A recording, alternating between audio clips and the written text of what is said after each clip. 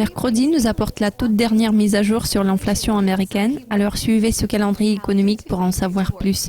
Je suis Monica Gibson. À 8h30, le Royaume-Uni publiera son rapport sur l'emploi étroitement surveillé pour juillet.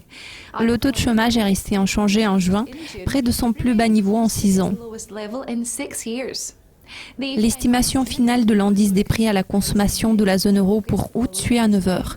Selon l'estimation préliminaire, l'inflation annuelle s'est établie à 0,2%, le même niveau qu'il y a un mois.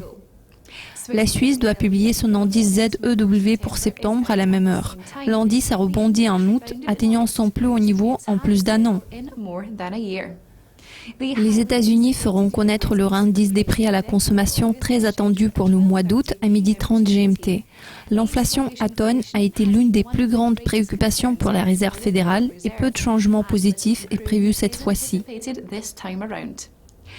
Les expéditions manufacturières canadiennes pour juillet seront disponibles à la même heure. Les ventes ont été en hausse au cours des 2 derniers mois, stimulées par les produits chimiques et les véhicules à moteur.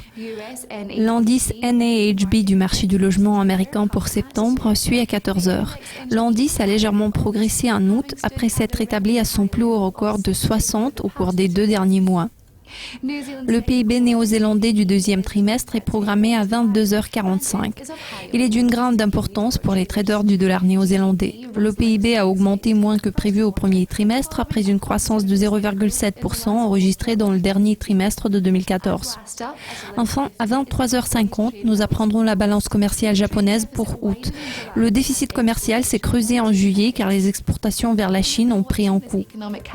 Vous avez regardé le calendrier économique pour le mercredi 16 septembre. Notre prochain calendrier comportera une publication très importante émanant des États-Unis. Restez branchés.